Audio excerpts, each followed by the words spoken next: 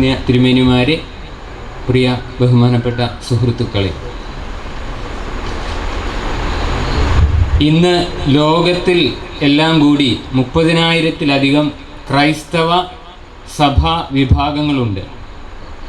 ഇതിൽ ലോകത്തിലെ ഈ ക്രൈസ്തവ സഭാവിഭാഗങ്ങളിൽ പൗരോഹിത്യ നേതൃത്വത്തോടുള്ള വിധേയത്വം കൊണ്ടും ആത്മീയ ശുശ്രൂഷകളിലുള്ള പങ്കാളിത്തം കൊണ്ടും ലോകത്തിലെ ഈ ക്രൈസ്തവ സമൂഹങ്ങളിൽ ഒന്നാം സ്ഥാനത്ത് നിൽക്കുന്ന, അല്ലെങ്കിൽ ഏറ്റവും ഊർജ്ജസ്വലമായി നിൽക്കുന്ന സഭ ഏതാണെന്ന് ചോദിച്ചാൽ മറ്റ് സഭക്കാർക്ക് യാതൊരു സംശയവുമില്ല, അത് സീറോ മലബാർ സഭയാണ്.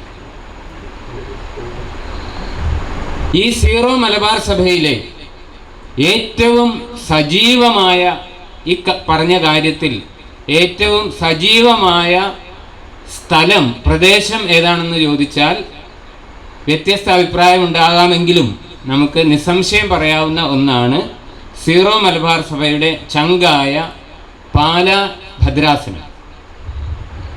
ഇതിന് കാരണം ഈ സുറിയാനി പൈതൃകത്തോടുള്ള അതിയായ സ്നേഹമാണെന്ന് പറയാം. ഈ സഭയ്ക്ക് വേണ്ടി പോരാട്ടം നടത്തിയ പിതാക്കന്മാരുടെ ലിസ്റ്റ് അഭിമന്യ തിരുമേനി പറയുകയുണ്ടായി. വർത്തമാന പുസ്തകം എഴുതിയ ആൾ മുതൽ ചാണ്ടി തിരുമേനി മുതൽ അങ്ങനെ കൂനമ്മാക്കൽ അച്ഛനിൽ വരെ എത്തി നിൽക്കുന്ന ഒറ്റയാൾ പോരാട്ടങ്ങൾ, അവരുടെ പോരാട്ടങ്ങൾ എന്ന് പറയുന്നത് മറ്റുള്ളവരുടെ പിന്തുണയില്ലായിരുന്നു, മറ്റുള്ളവരുടെ പരിഹാസമുണ്ടായിരുന്നു. ഇതെല്ലാം സഹിച്ചുകൊണ്ട് വളരെ ത്യാഗം സഹിച്ചാണ് അവർ ഇതിൽ മുന്നോട്ട് പോയത്.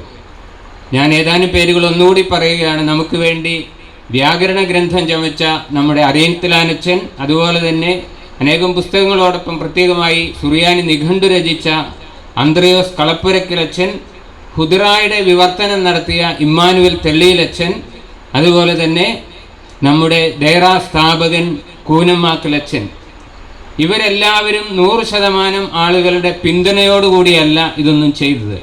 മറ്റുള്ളവരുടെ പരിഹാസം ഏറ്റുകൊണ്ട് ആരുടെയും പലരുടെയും പിന്തുണയില്ലാതെയും വളരെ ത്യാഗങ്ങൾ സഹിച്ചും സ്വന്തമായ സമ്പത്തും സമയവും ഇതിനു വേണ്ടി പൂർണ്ണമായും ചെലവഴിച്ചുകൊണ്ടുമാണ് അത് ചെയ്തത്. ഇതിൻ്റെ പിന്മുറക്കാരായിട്ട് അനേകം പേര് ഈ സുറിയാനി പഠിക്കാനായിട്ട് മുന്നോട്ട് വന്നു. നമ്മുടെ കണ്ണന്താനമച്ചൻ സുറിയാനിയിൽ PhD ചെയ്തു. ഇപ്പോൾ എബിൻ പള്ളക്കലച്ചൻ സുറിയാനിയിൽ PhD ചെയ്തുകൊണ്ടിരിക്കുന്നു. അനവധി വൈദികരെ പാലായിൽ നിന്ന് ജോസഫ് ഏഴുപറയിലച്ചൻ, ജോസഫ് ഞാറക്കാട്ടച്ചൻ, മാത്യു കുറ്റ്യാനിയിലച്ചൻ, അതുപോലെ തന്നെ sister Aneeta, sister Leena, sister Claris, Abraham തകിടിയലച്ചൻ, സെബാസ്റ്റ്യൻ അടപ്പശ്ശേരിലച്ചൻ, ഇവരെല്ലാം സുറിയാനിയിൽ മാസ്റ്റർ ബിരുദം നേടി.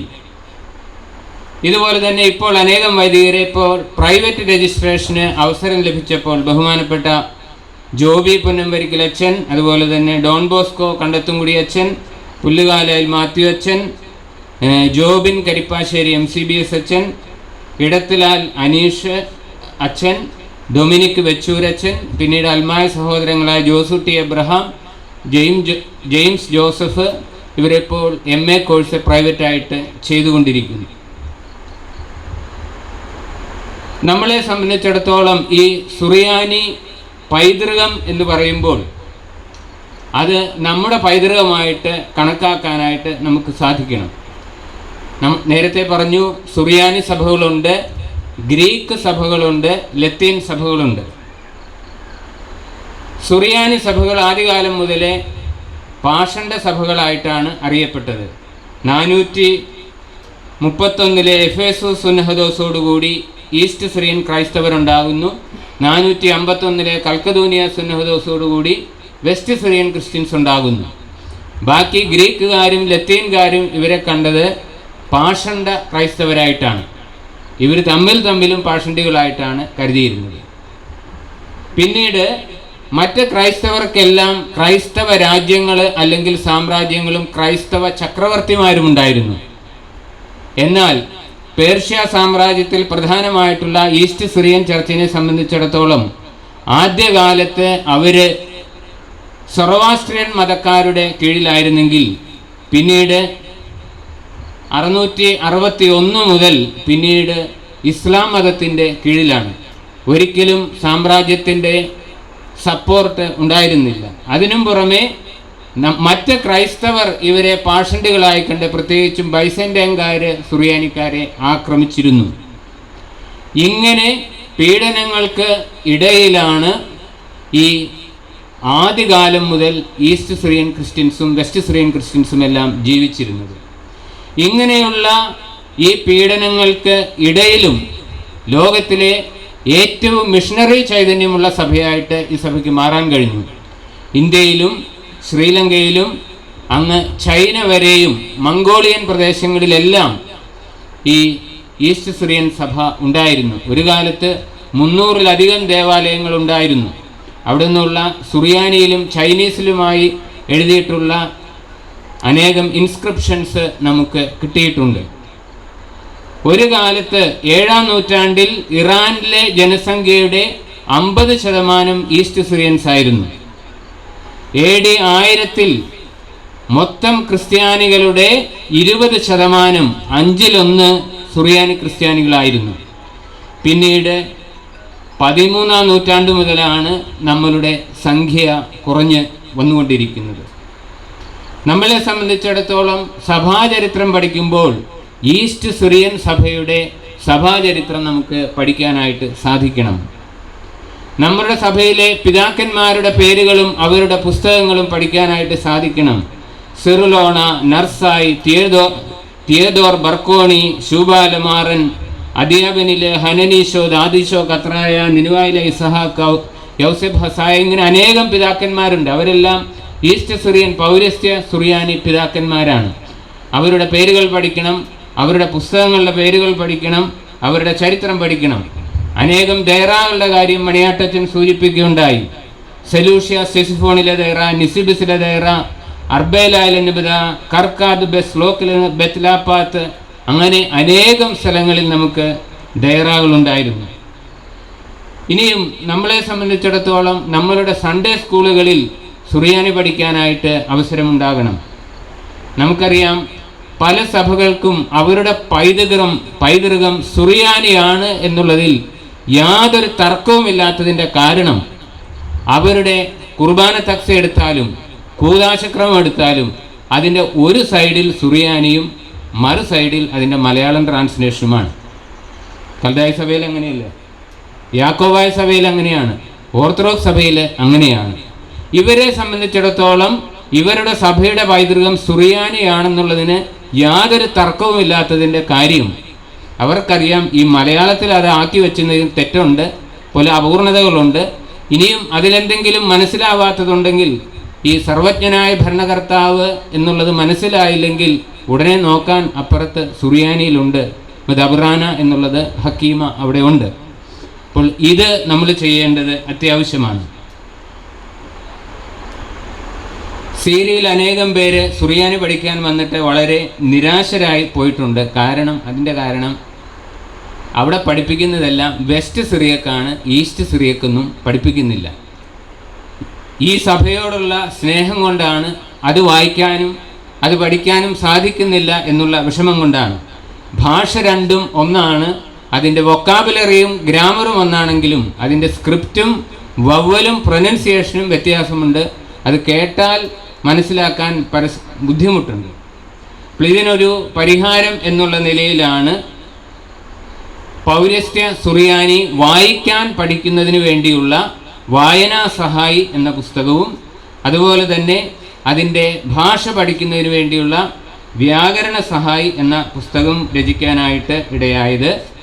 ഈ വായനാ സഹായി അതിന് 3 ഭാഗങ്ങളാണ് ഉള്ളത്. അതിൻ്റെ അക്ഷരകാന്ഡം, പദകാന്ഡം, പ്രാർത്ഥനാകാന്ഡം എന്ന് 3 ഭാഗങ്ങളാണുള്ളത്. ആദ്യത്തെ അക്ഷരകാന്ഡത്തിൽ അക്ഷരങ്ങളും സ്വരങ്ങളും ഉച്ചാരണ നിയമങ്ങളും. ആദ്യം അക്ഷരങ്ങളും സ്വരങ്ങളും ഉച്ചാരണ നിയമങ്ങളും പഠിച്ചാൽ പിന്നീട് ഉടനെ ടെക്സ്റ്റ് വായിക്കാനായിട്ട് നമുക്ക് സാധിക്കില്ല. ചെറിയ ചെറിയ വാക്കുകളാണ് വായിക്കാനായിട്ട് പഠിക്കുന്നത്. അപ്പോൾ അതിനു വേണ്ടിയിട്ടാണ് അക്ഷരകാന്ഡം. അതിന് ഉപയോഗിച്ചിരിക്കുന്ന വാക്കുകൾ കൂദാശകളുടെ പേരുകൾ, കൂദാശ അനുകരണ ശുശ്രൂഷകളുടെ പേരുകൾ, പൗരസ്ത്യ സുറിയാനി പാരമ്പര്യത്തിലെ ഹുദറായിലെ തിരുനാളുകളുടെ പേരുകൾ, കുർബാന തക്സായിലെ പദാവലി, ഇങ്ങനെയുള്ള നമ്മുടെ ആരാധനയായിട്ട് ബന്ധപ്പെട്ട വാക്കുകളാണ് അതിന് ഉപയോഗിച്ചിരിക്കുന്നത്. അത് ഏതാണ്ട് 400-ലധികം വാക്കുകൾ തിരഞ്ഞെടുത്തിട്ടുണ്ട്. അതിനുശേഷം മൂന്നാമത്തെ ഭാഗമാണ് പ്രാർത്ഥനകളാണ്.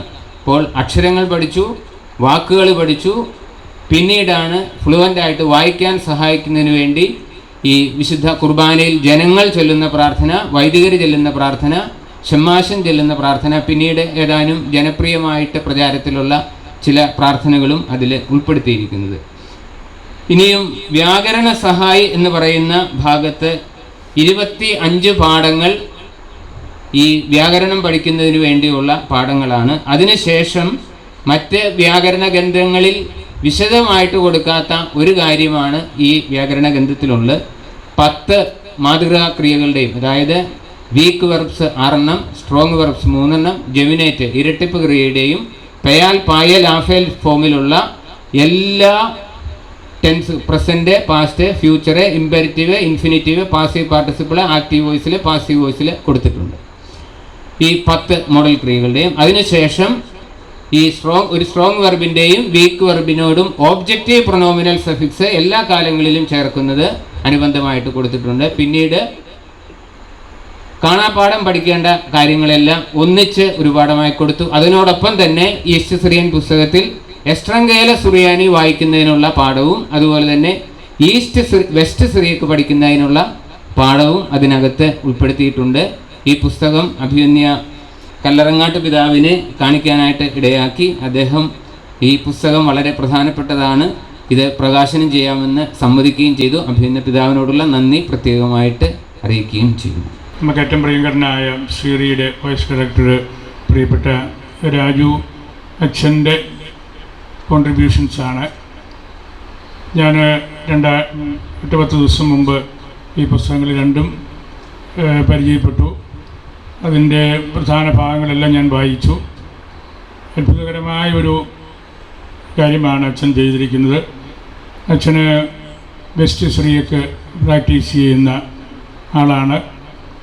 അങ്ങനെയുള്ള അച്ഛന് ഈസ്റ്റ് സിറിയക്കിൻ്റെ 2 പുസ്തകങ്ങൾ, വായന സഹായിയും വ്യാകരണ സഹായിയും എന്ന 2 പുസ്തകങ്ങൾ നമുക്ക് വേണ്ടി തന്നിരിക്കുന്നത് വലിയൊരു എക്യുമെനിക്കൽ ബ്രിഡ്ജ് കൂടിയാണ് അച്ഛൻ ചെയ്തിരിക്കുന്നത്. അച്ഛൻ ഈ ആധുനിക സുറിയാനി സഭകളുടെ ചരിത്രത്തിലെ ഒരു ഒരു ലാസുള ലാപ്സിസ്, ഒരു തിളങ്ങുന്ന മാണിക്യം ആയിട്ട് നിൽക്കുമെന്ന് എനിക്ക് ഉറപ്പുണ്ട്. കാരണം ഇതൊരു എക്സെപ്ഷണലായിട്ടുള്ളൊരു കാര്യമാണ്. നമുക്ക് പലതും നഷ്ടപ്പെട്ടു പോയിട്ടുണ്ടെന്ന് അച്ഛന് അറിയാവുന്നതുകൊണ്ട് നമ്മുടെ കുട്ടികൾ ഇത് പഠിക്കണം. ഞാനും ഇതിനെ കരുതുന്നത് നമുക്ക് ലിറ്ററേച്ചർ ഭാഷയായിരുന്നു. ടെസ്റ്റുകളൊക്കെ ലിറ്ററേച്ചർ ടെസ്റ്റുകൾ പൂർണ്ണമായിട്ട് മലയാളത്തിലാക്കിയപ്പോൾ നമുക്കന്ന് കുറേ വിവേകം കുറഞ്ഞതുകൊണ്ട് അതിൻ്റെ ഭാഗമൊന്നും കൊടുക്കാൻ പറ്റിയില്ല. അല്ലെങ്കിൽ ഓരോ പേജിൽ മലയാളവും സുറിയാനിയും കൊടുക്കാൻ പറ്റിയില്ല. കുറേ ഭാഗമെങ്കിലും കൊടുക്കാൻ പറ്റിയില്ല. ദോക്സോളീസ് പോലും കൊടുക്കാൻ പറ്റിയില്ല. കുറച്ചൊക്കെ നമ്മളിപ്പോൾ പുതിയ കാര്യം വന്നപ്പോൾ പരിഹരിച്ചിട്ടുണ്ട്. ഇതിനുള്ള നല്ലൊരു മരുന്നാണ് അച്ഛൻ ചെയ്തിരിക്കുന്നത്. ഒരു മഴ പെയ്യുമ്പോൾ എല്ലാ മഴയ്ക്കും ആലിപ്പഴം പെയ്യാറില്ല, എല്ലാ പൂന്തോട്ടത്തിലും ഔഷധച്ചെടികൾ കാണാറില്ല. ഇത് നമുക്ക് ഒരു ഔഷധച്ചെടി പോലെയാണ്, ആലിപ്പഴം പെയ്ത ഒരു മഴ പോലെയാണ്, ഒരു പെരുമഴ പോലെയാണ്. ഈ ഭാഷ നമ്മളുടെ സഭയിൽ പഠിക്കേണ്ടത് കുട്ടികൾ അവർ പാടി പഠിക്കട്ടെ. യൂത്ത് അവർ നല്ലപോലെ ആക്റ്റീവായിട്ട് വന്ന് അവർ ചരിത്രവും ഭാഷയും പഠിക്കട്ടെ. അമ്മച്ചിമാർ പാട്ടുകളായിട്ട് പള്ളിയിൽ പഠിക്കട്ടെ. വിദ്യാപീഠങ്ങൾ കുറച്ചുകൂടെ ശാസ്ത്രീയമായിട്ട് പഠിപ്പിക്കട്ടെ. എന്നിട്ട് നമുക്ക് ഇതിന് നല്ല റിസർച്ച് കപ്പാസിറ്റിയുള്ള പുനമാക്കലച്ചനൊക്കെ അതിൻ്റെ ടോപ്പ് മാതൃകയാണ്. അങ്ങനെയുള്ള നല്ല എക്സ്പെർട്സ് ഏത് ടെക്സ്റ്റും കണ്ടാൽ അത് വായിക്കാൻ, എസ്രാങ്കല ഉൾപ്പെടെയുള്ളത് കർഷോൺ വായിച്ചെടുക്കാൻ, പുരാതന ലിപികൾ നമ്മുടെ പള്ളികളിലൊക്കെ ഞാൻ സൂചിപ്പിച്ചിട്ടുള്ളത്, അത് പഠിക്കാൻ നമുക്ക് ഡീപ്പായിട്ടുള്ള സ്കോളേഴ്സ് വേണം. അങ്ങനെ പല തലങ്ങളിലാണ് ഈ സുറിയാനി പഠിക്കേണ്ടത്. എല്ലാ കുട്ടികളും ഇത് പഠിക്കണം എന്ന് നമുക്ക് പറയാൻ പക്ഷേ നടക്കുന്ന കാര്യമില്ല. അവർ ചെറിയ രീതിയിൽ പഠിക്കട്ടെ. അമ്മച്ചിമാർ പാട്ട് പാടട്ടെ. അച്ഛന്മാർ കുറച്ചുകൂടെ ഗൗരവതരമായിട്ട് പഠിക്കട്ടെ. സെമിനാരികൾ, പ്രത്യേകിച്ച് ഫാക്കൽറ്റീസ് കുറേ കൂടെ ശാസ്ത്രീയമായിട്ട് പഠിക്കട്ടെ.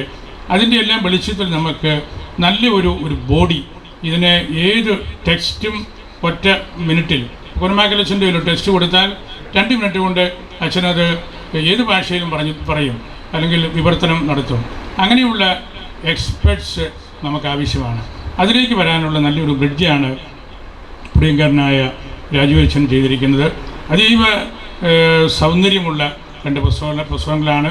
വായിക്കാൻ ആവശ്യമുള്ളവർക്ക് അങ്ങനെ വായിച്ചു പോകാം. അത് മലയാളത്തിലും എല്ലാം എഴുതിയിട്ടുള്ളത് കൊണ്ട് നമുക്ക് വളരെ എളുപ്പമാണ്.